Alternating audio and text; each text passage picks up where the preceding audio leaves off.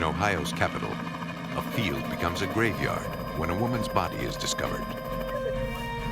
But solving the murder would be a challenge. Detectives turn to a difficult and rare technique in hopes of finding her killer. 911 receives a desperate call in Fort Worth, Texas. A man's wife is shot. Forensic investigators search for clues in unlikely places, hoping the victim herself could provide information needed to determine how and why she died. Whether a crime is meticulously planned or carried out in a moment of passion, perpetrators leave behind evidence. With a discerning eye, investigators reveal fatal impressions killers leave behind.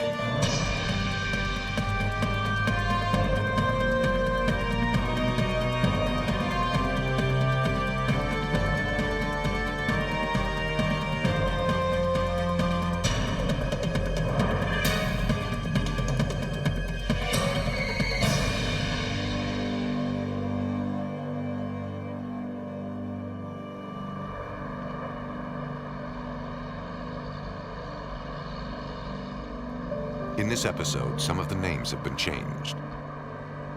Columbus, the capital of Ohio, is known for its wholesome Midwest values. A growing community where the rate of violent crime is much lower than other cities its size. Yet on November 7th, 2001, Richard Middleton made a startling discovery.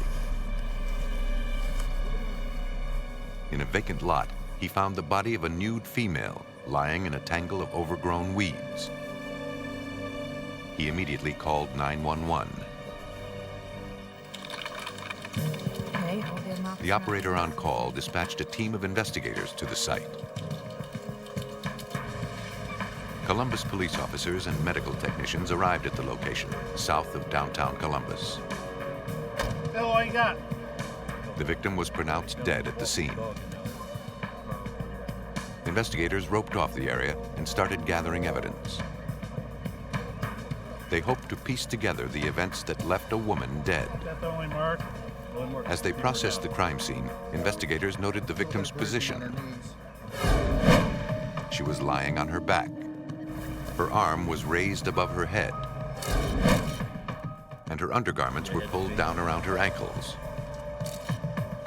But the most alarming evidence found by the crime techs were ligature marks on the victim's neck. They suspected she was strangled.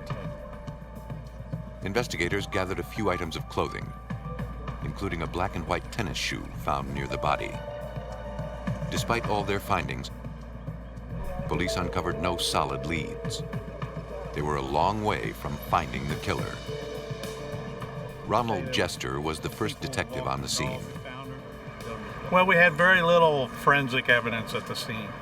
There was no weapon, nothing to indicate who she may have been with, where she had been. We found no identification of her. There's no way of tracing her to any particular spot or anything. None of the things that you hope you find that will give you a direction to begin to look for a suspect. Investigators also spoke to neighbors in the area. Several said they heard screaming earlier, but they thought it was just kids playing in the field. But no one remembered seeing anyone or anything suspicious. Crime techs photographed the area as well as the body. Okay, Phil, you ready to bag her right hand? They carefully preserved the woman's hands. They hoped material found under her fingernails could provide clues. The body of the victim was then transported to the Franklin County Coroner's Office. There, they took more detailed photos, focusing on several bruised areas. Dr. Brad Lewis, the Franklin County coroner, performed the autopsy. He noticed the marks on the victim's neck. After analyzing the wounds, Dr. Lewis was able to determine the cause of death.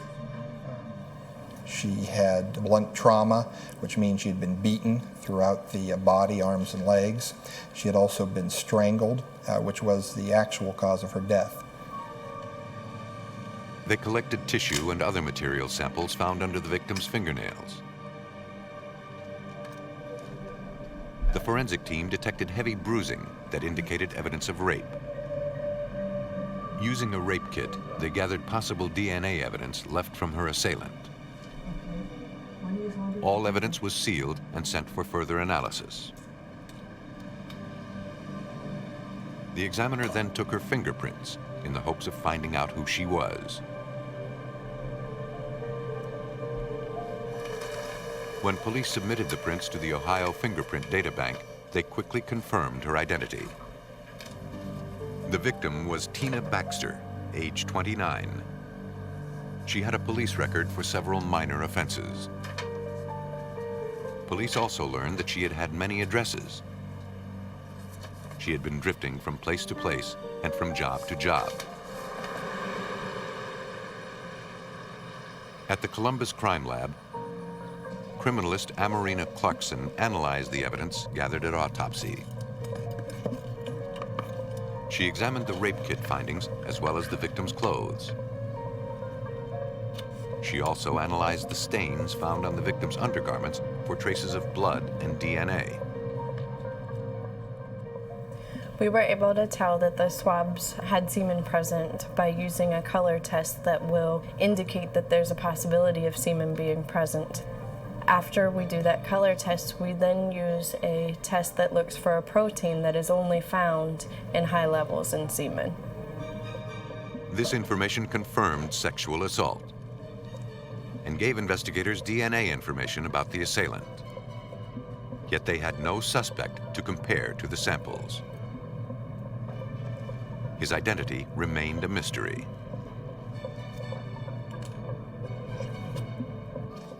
To get more information about Tina, detectives questioned the victim's relatives and friends, When's the last time you saw her? including her brother. Well, just a couple days ago. Baxter's brother told police Tina had had problems in the past. She used drugs, but she was trying to get her life together. Her brother explained that she was a devoted mother who was involved with her children. But he was afraid that Tina may have had a relapse. He said that in the past, it wasn't unusual for Tina to go on a drug binge and disappear for a few days. He told detectives the names of bars she frequented. If Tina had given in to her addiction, she would not have to look far to satisfy her cravings. Detectives went to the bar where Tina was known to hang out. Excuse me, sir. I've seen this woman here before. When he passed her picture around, patrons recognized her, but none could place her there on the night she was murdered. Bob Johnson. Victim.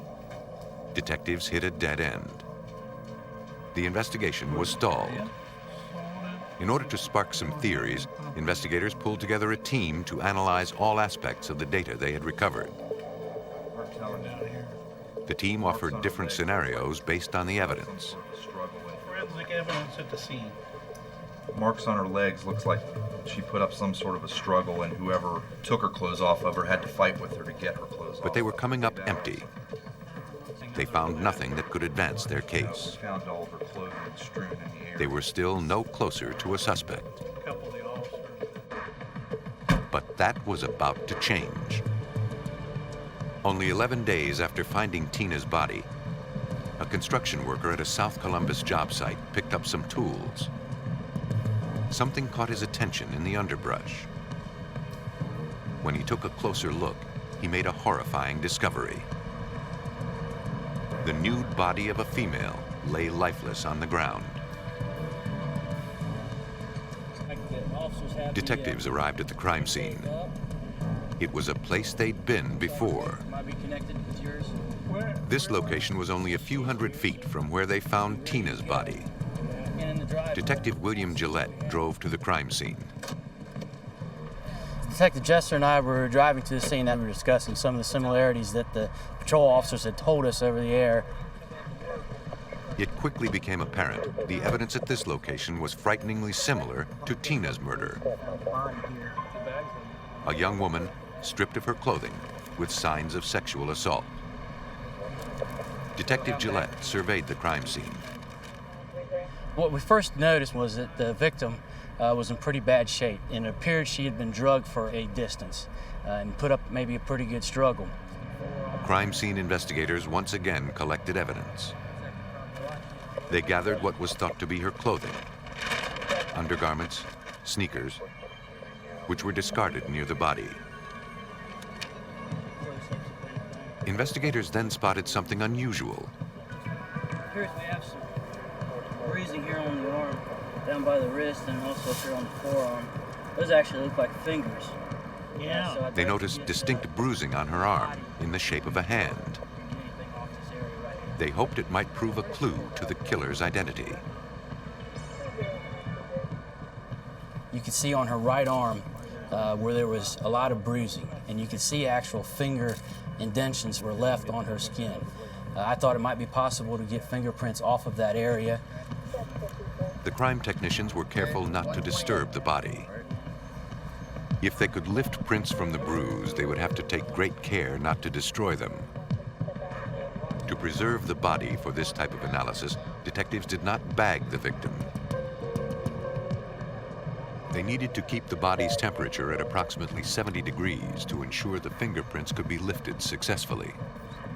He said he didn't touch anything. He immediately then went and called. Any colder, and the fingerprint powder would not stick, making the lift impossible. It appeared as if the earlier murder was not an isolated incident. Investigators were now dealing with two crimes, but possibly only one killer. And that killer was stalking the area. He had already found his second victim. They needed to stop him before he added a third. In Columbus, Ohio, two women were found dead, their unclothed bodies discarded in remote locations on the city's south side. Both women were found face up. Investigators determined that the first victim, Tina Baxter, was strangled and sexually assaulted. Yet they had no suspect matching DNA samples. And the circumstances surrounding the second victim were hauntingly similar, with one difference. There was a bloody rock that was lying next to her. It appeared she had died from a blow to the head rather than strangulation. Detective William Gillette continued to canvass the second crime scene, which was less than a football field away from where Tina Baxter was found. He noticed distinct tire tracks in the shaly soil leading from the scene of the crime. You could see where there were fresh tire tracks made by what appeared to be a pickup truck. Crime techs took photographs and measurements of the tracks. But because of the loose soil, they could not make a plaster cast of the markings. At the State Crime Lab in Columbus, the body was autopsied. Investigators utilized the most advanced forensic techniques to examine the body. The victim had a distinct bruise in the shape of a human hand on her arm. Coroner Dr. Brad Lewis examined the bruises and determined that there was a clear sign of a struggle. She had multiple abrasions and contusions on her arms, legs, and body. She also had significant blunt trauma to her neck. They took photographs recording their particular shape and location. Some other evidence from the guy's body in addition to the possible. Specialists then tried to find evidence undetectable by the human eye in normal light. What we're going to do with this is look for hairs and fibers that may have been shed onto her body by the suspect. We're also looking for hairs and fibers that she may have picked up from his car. Using an alternate light source, they looked for these obscured clues. But this examination yielded nothing significant.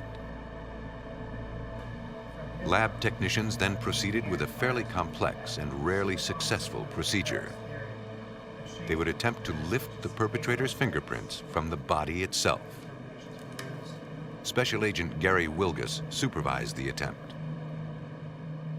The possibility of getting prints off human skin is remote. There's only been about 75 to 80 documented cases in the nation where prints have actually been taken off of bodies. To lift these prints, technicians first placed a plastic tent over the body. This created a makeshift fumigation chamber. They then placed a container filled with a superglue substance known as cyanoacrylate into a warming plate. As the glue heats up, fumes are emitted. 15 minutes. Those fumes from the heated superglue adhere to the body and the latent fingerprints. Then what we try to do is take magnetic powder, which is a special type of fingerprint powder, and we start to process the body, searching for any kind of indication the print may exist. This powder consists of superfine magnetic filaments which adhere to the superglue residue. Any identifiable prints become evident. A gel is applied to these markings, which then solidifies after a few minutes. Like a gel. The dried substance is then lifted off the skin, taking any print impressions with it. The bruises on the victim's arm yielded no prints. Yet on her right thigh, they discovered another possible clue: a perfectly intact palm print. But most databases do not record palm prints. So even if the killer left his mark, investigators still had nothing to go on. Forensic technicians proceeded with the examination. They took inked prints from the victim's fingers. An ID was made immediately. Her name was Kathy Henderson. She too, like the first victim, had a police record and a history of drug use. Detectives notified the family. Sir, but this afternoon we found your daughter, and she is a victim of a homicide. Tell me exactly what happened that night. Midnight. They questioned Kathy's roommate and a friend. For a little while. You know, she was kind of bored, so she The friend remembered the night Henderson disappeared. Kathy's friend said that the three of them had been cruising around. At about midnight, he dropped off her roommate in downtown Columbus. Kathy asked to be left off as well, but asked him to wait. She'd be back. He said he suspected she was trying to score some drugs. So she wanted to go back to the bar. I guess she wanted He waited for her, but she never returned. Okay. Very good. Well, thank you. Here's Frustrated, he went home. Did you recollect anything else? That was the last time they saw Kathy alive. News of the Kathy Henderson murder made front-page headlines. Police knew this would create fear within the Columbus community, but they hoped it would lead to more clues about the two crimes.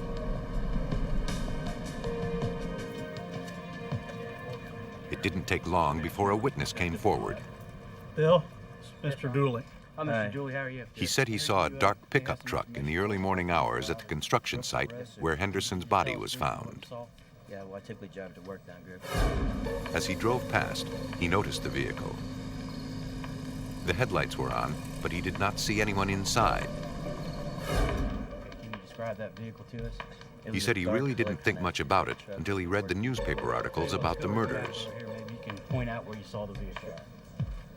Right He then showed investigators exactly where the vehicle had been parked. Where the construction site, and I've never seen it there before. Okay. Detectives went to the construction area where the truck was sighted and questioned the workers at that location. Be any reason for a vehicle to be on your lot? The workers confirmed it was unusual for a vehicle to be there on a Sunday. They also told detectives that none of the employees owned a truck that fit the description. Detectives believed time was running out. They were no closer to identifying a suspect, and the Columbus community was living in fear. Since both victims were found so close to one another, they decided to try and stop him before he reached victim number 3. Police set up surveillance near the crime scenes. If their suspect came back, they would be there, waiting. Detective Russell Redmond believed it was only a matter of time before the killer struck again. It concerned me very much the fact that we had a serial killer in the city of Columbus preying on women. Anybody could have been his next victim. Police ran a 24-hour surveillance detail at the construction site. They knew they had to catch the killer before he struck again. But only 4 days after Kathy Henderson's murder, the detectives' fears were confirmed. An office worker on the south side of Columbus was taking out the trash to a dumpster. He noticed the body of a woman lying on the ground. He immediately called police. Detectives believed it was victim number 3. The killer had struck again. A third woman turned up dead within the span of only a few weeks. Detectives were notified and left for the scene of the crime. The latest victim was a young white female. She was found in the same vicinity as the other two. Couple more. There appeared to be blood around her mouth and on her hands. She wore a black sweatshirt and sweatpants. The pockets had been turned inside out. Detective Redmond's worst fear had become reality. We felt very strongly that this scene and this homicide victim were connected to the other two. The victim was identified as Beth Ellen Fisher. She fit a similar profile as the other victims. She had a criminal record for petty crime, drifted from job to job, and had a history of drug abuse. She was strangled and sexually assaulted. The MO appeared to be the same as the other murders. Yet, unlike the other crime scenes, police got an unexpected break. Detective Russell Redmond noticed tire tracks leaving the area, similar to those found near Tina Baxter's body. They pulled in and turned around. But this time, there was evidence the tire had actually come off its rim. I noticed that there was a pattern in the graveled area of a parking lot. The pattern was very strange, and it took me a few minutes to realize that it was, in fact, a wheel mark from somebody driving a vehicle on a flat tire. They followed the markings the wheel left behind. The tracks led to a pickup truck only 50 feet from where the woman's body had been found. The tire was visibly off the rim. When the truck had pulled into the crime scene, the tire was fully inflated. But sometime soon after, the tire blew, leaving the rim bare and the vehicle undrivable. The license plate was still on the vehicle. Investigators photographed the distinct tire marks and detailed the course the truck traveled.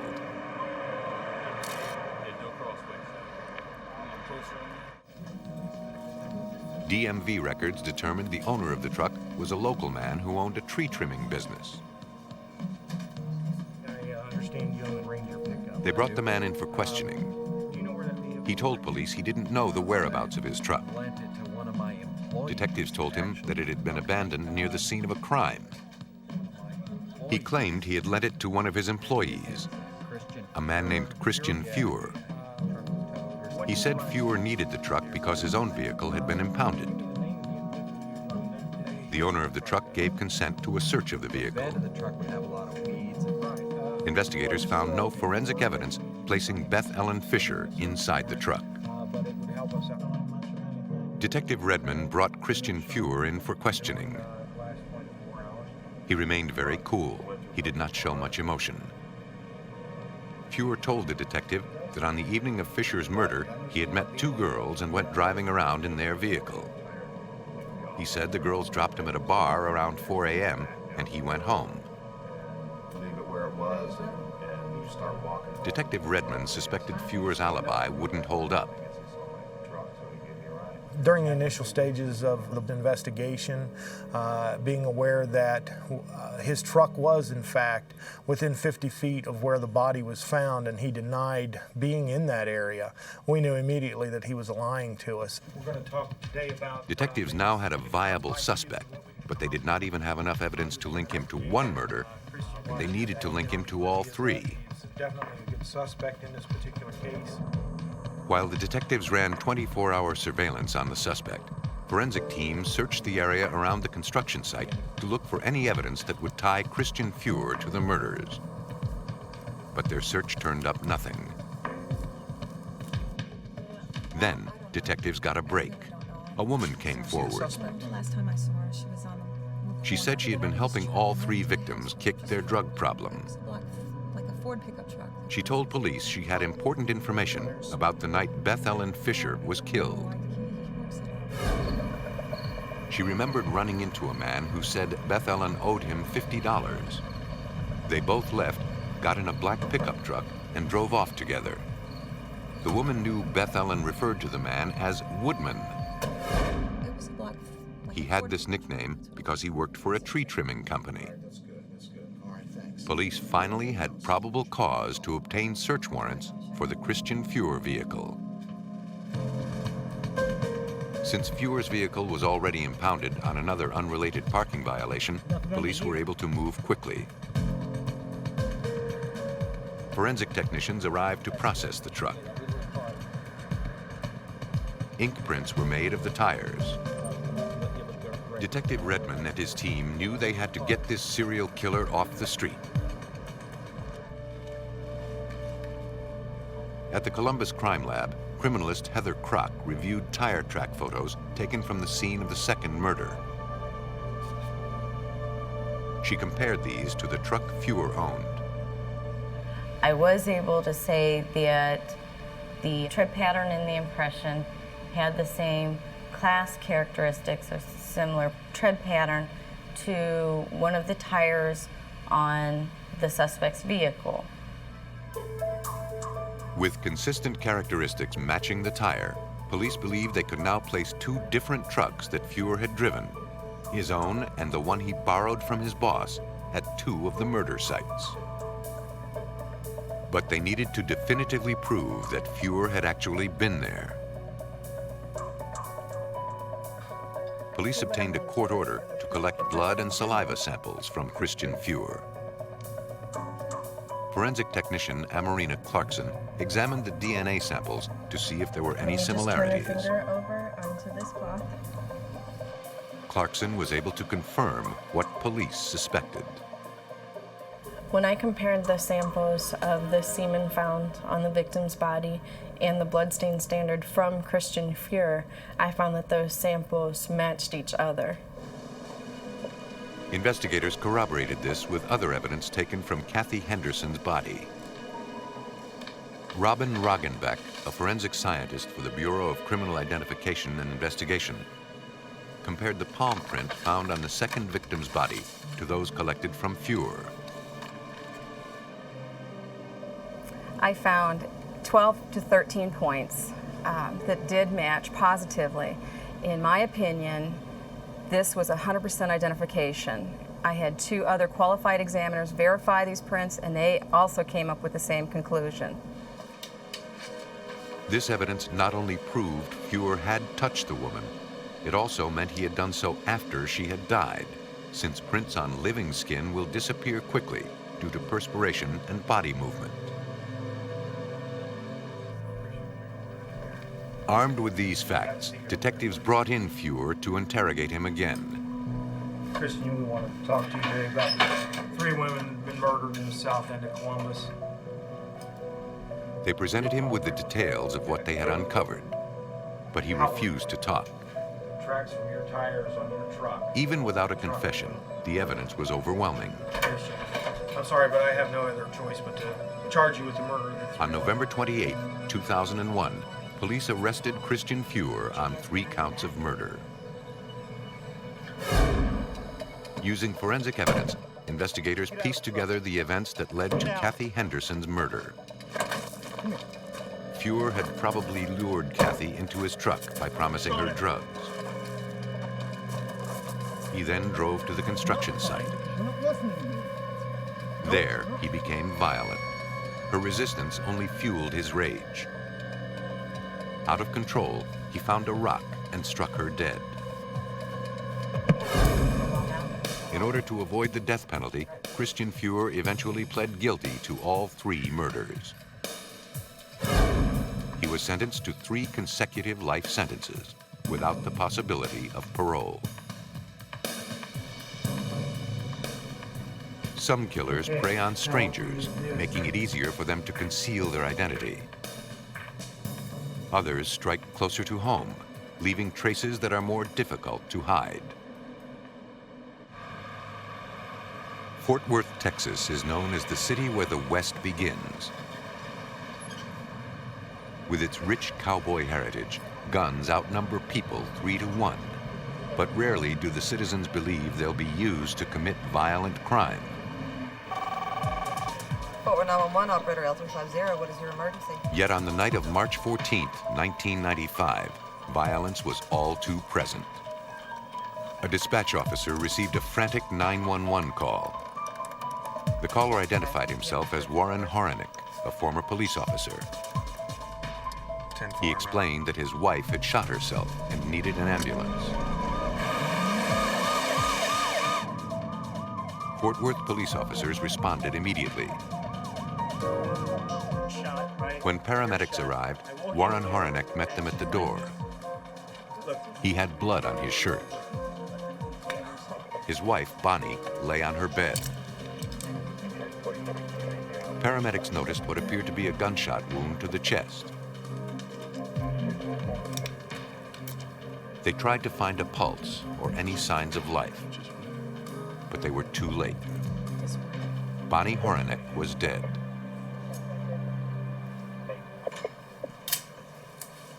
Crime technicians and investigators arrived at the scene and began collecting evidence. When detectives searched the bedroom, they found 2 weapons, a shotgun and a .38 caliber revolver. Detective J.D. Roberts of the Fort Worth Police Department was the lead investigator. We're through with the crime scene process. He retraced the path of the bullet. The projectile had gone completely through her, through the mattress, through the springs, and had damaged the carpet under the bed. The bullet's trajectory indicated that it had passed through the victim while she was lying on the bed. There were no bullet fragments found anywhere in the room. Detectives noted a pillowcase wrapped tightly around Bonnie's neck. But there was no evidence that indicated a struggle. Police examined the doors and windows to see if there were signs of forced entry. But there was nothing out of the ordinary. This had not been a break-in. In Fort Worth, Texas, Bonnie Horinek was found shot to death in her bedroom. There was no evidence of a break-in, and detectives suspected suicide. Detectives needed to speak with Bonnie's husband to try and piece together the events that led to her death.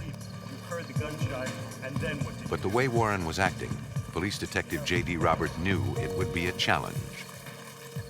He had been drinking, and he was belligerent towards the officers, and not really cooperative.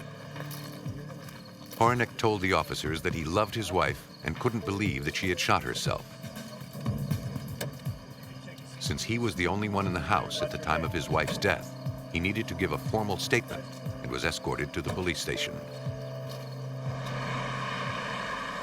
Investigators asked Hornick what happened that night.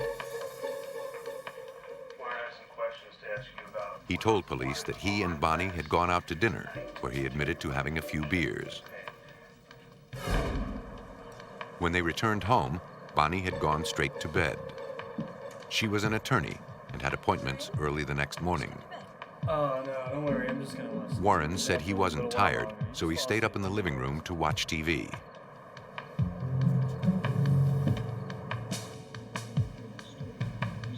Shortly after they both settled in, Warren said he heard a single gunshot. Startled, he quickly grabbed his shotgun and headed into the bedroom. He thought there was an intruder in his home. To his horror, he said he found his wife shot, and she wasn't moving. I checked her, I grabbed her. He phoned 911 and performed CPR in a desperate effort to revive her. He said the 911 operator instructed him to wrap the pillowcase around Bonnie's neck to control the bleeding. When asked where his wife got the handgun, Warren Horinek told detectives the .38 caliber revolver found in the bedroom was his. It was kept in a holster under the mattress on Bonnie's side of the bed. Is there anything else that you can tell me about what you did? Detectives asked Horinek to submit to a gunpowder residue test. He agreed, but there was no trace of gunpowder. Investigators also requested that Hornick's clothing be sent to the crime lab for forensic analysis. What were you drinking? How close was the shotgun? Although all the evidence appeared to point towards suicide, detectives needed to complete the investigation. They told Warren Horinek to go home and they would call him with any further questions. Investigators hoped the autopsy would provide the answers needed to close the case. The coroner examined the body and determined Bonnie was shot once in the chest. He noted the bullet's path. It entered the chest and exited her back. No bullet fragments were recovered from the body. In many ways, her death appeared to be a suicide.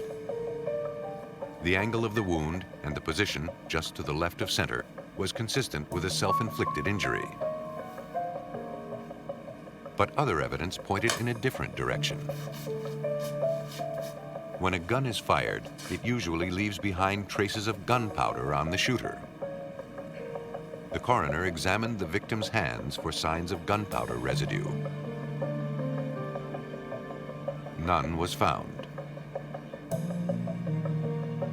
Unable to definitively prove either homicide or suicide, the official autopsy report characterized the death of Bonnie Horinek as undetermined. Detective J.D. Roberts had many questions. During the investigation of this death of Bonnie Horinek, it appears that the crime scene had been tampered with. Since no projectile was found, her hands apparently had been wiped clean because there was no blood on her hands. In an attempt to prove the suicide theory, detectives met with Bonnie's parents. But often, family members don't want to accept that their loved one committed suicide. Questions about Warren Horinek. Can you tell me a little Bonnie's parents were no different. Really appreciate your company. They refused to believe their daughter had taken her own life. questions about The only stress they were aware of was her marriage. Bonnie had told her parents Warren was struggling with a drinking problem. And in fact, he lost his job. She said she considered leaving her husband, but was trying to make the marriage work. Although her parents said nothing specific, they believed Warren Horinek may have had something to do with their daughter's death. And he had problems with the Bonnie's parents urged the detective to keep the investigation open. But with little to go on and no solid proof of either murder or suicide, detectives had hit a dead end. The evidence they did have divided investigators right down the middle. The gun was checked for fingerprints, but the surface of the gun's handle was not conducive to prints, and none were recovered. Detective Jim Varnon, who was also assigned to the case, believed the facts clearly pointed to suicide. No gunshot residue found on the hands of the decedent doesn't mean much to us because not all guns emit gunpowder residue when they're fired. Investigators needed to determine how much residue the gun typically left behind. That gun was tested and it was found to be a very clean firing gun. It doesn't emit gunshot residue. So it's no surprise that we did not find gunshot residue on the hands of Bonnie Horinek or Warren Horinek. Once again, no solid proof. The investigation was at a standstill. turn back to those other ones. Yeah, after time passes. Detectives turned to another piece of evidence found at the crime scene, hoping it would provide clues as to what occurred that night. At the Fort Worth Crime Lab, blood spatter expert Max Courtney examined Warren Horinik's blood-stained shirt. Courtney needed to determine where Hornick was when his wife was shot. Was he close enough to have her blood spattered across his chest? But his findings were far from conclusive. The bloodstains on Warren Horinik's shirt consisted of small to medium-sized blood droplets, which would be consistent with blood from a gunshot wound, or also equally consistent with expirated blood that might have come perhaps from Bonnie Horinik's chest wound while he was doing CPR on her. This information appeared to support the theory that Warren had tried to save Bonnie's life, not take it. Given the lack of evidence proving murder, there seemed to be only one obvious conclusion. Bonnie Horinek took her own life. It was a very typical suicide. To control his Bonnie's parents continued to suspect Warren Horinek had killed their daughter. They refused to accept suicide as the cause of death. But at this point, there was no other evidence that pointed to the contrary. The official cause of death would remain undetermined. And unless someone could uncover new evidence, that is the way it would stay. In Fort Worth, Texas, Bonnie Horinek was found on her bed, shot to death. There was evidence that indicated suicide, but nothing in the victim's past to support it. The state of their marriage, the lack of gunshot residue, and the fact that her husband Warren had blood on his shirt all raised suspicions. Grab my gun. The coroner wasn't certain whether her wounds indicated suicide or murder.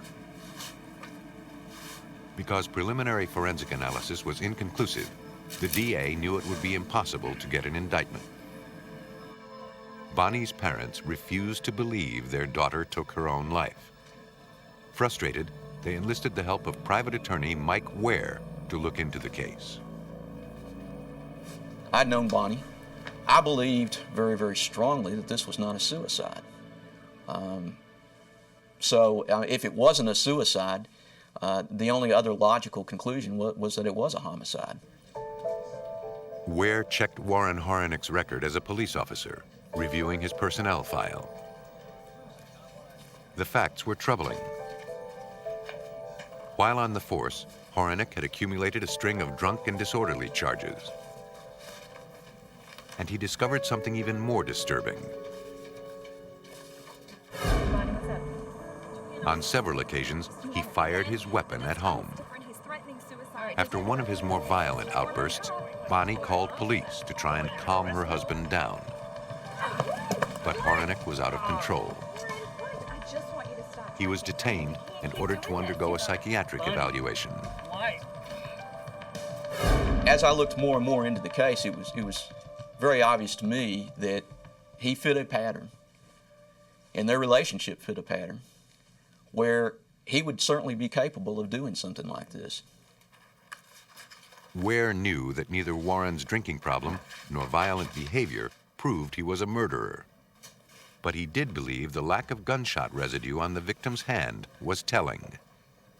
Once again, thinking about it logically, that's something that's easy to wash off. He's a police officer, former police officer. He knows that. And he's certainly, if he was the one who pulled the trigger, certainly in a position to wash any gunshot residue off. As if it had been a suicide, then obviously she is not in a position to do that. But nothing in Bonnie's actions pointed to suicide. She had actually scheduled a business trip for the day following the night she died. No, I don't believe she had any. The family turned to Dr. Cathal Grant, a noted forensic pathologist from Bedford, Texas, who specializes in performing psychological autopsies on people who have committed suicide.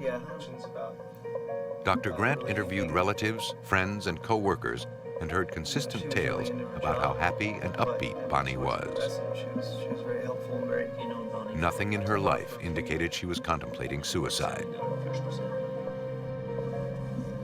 She'd even kept hopeful fortune cookie messages in her purse. Dr. Grant concluded this did not fit the profile of a woman planning to shoot herself in the chest with a .38 caliber revolver. Based on what I looked at, it appeared unlikely or extremely unlikely that she was the type of person that would take her own life. To analyze the physical evidence, attorney Mike Ware enlisted the help of Dr. Tom Bevel, a renowned forensic scientist and expert in blood spatter analysis. Bevel set out to determine whether the blood found on Horinik's shirt was caused by the spray of a gunshot or by blood coughed up through the nose or mouth during CPR. The expectorant blood pattern would be quite different than the spray from a gunshot. In his lab, Bevel recreated a gunshot blood pattern fired from close range. He placed a t-shirt like the one Horonic wore that night in close proximity to a blood-soaked sponge. He then fired a weapon that was similar to the one found at the scene of the crime. The spray from the blood produced a blood spatter pattern on the t-shirt. He then examined the t-shirt, noting the droplets' characteristics. They were not consistent with expectorant blood. Expectorant out of the mouth is a little bit lighter in color.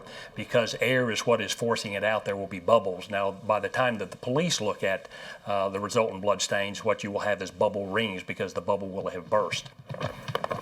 Expectorant blood droplets tend to be irregular in size. Bevel also examined the actual t-shirt Warren had on that evening. The bloodstains that I looked at in this case did not appear to be lighter in color. They didn't have bubble rings. Most of the stains were fairly uniform in size. Bevel counted more than 100 of these high-velocity blood spatters. Most no more than 1/10 of a millimeter in diameter, the size of a poppy seed. Bevel believed the existence of these tiny spatters positively concluded that Warren Horinek was in very close proximity to his wife when she was shot. When I examined the t-shirt that was worn by Mr. Hornick, was able to find a good number of misting type bloodstains that would be consistent with what you would expect to find from a high velocity occurrence, such as back spatter. The blood pattern of the gunshot test and the blood pattern on Hornick's actual t-shirt matched. It was not expectorant blood. This evidence meant only one thing. Dr. Bevel believed Warren Horinek pulled the trigger and killed his wife. Armed with this new forensic evidence, attorney Mike Ware presented the findings to the grand jury. You have the right to remain silent. Anything you say will... The grand jury voted to indict Warren Horinek. In March 1996, 1 year after the death of his wife, Horinek was arrested and charged with murder. With the accumulated evidence, investigators came up with a sequence of events that led to the murder. They concluded Warren Horinek had been drinking heavily. They believed he and Bonnie argued over her upcoming business trip. She eventually turned in, but Warren grew more enraged. He waited elsewhere in the house for her to fall asleep. One of his uncontrollable outbursts finally went too far. Warren Horinek killed his own wife. If you look at his history, at his escalating patterns of domestic abuse, you know, I mean, this is all in retrospect, but it's clear which way he was headed. In August 1996, after a week-long trial, Warren Horinek was found guilty of murder. He was sentenced to 30 years in prison. When a murder occurs, assailants try to outsmart investigators by covering their tracks. Yet advances in forensic science bring even the smallest details to light, revealing the fatal impressions that lead killers directly to justice.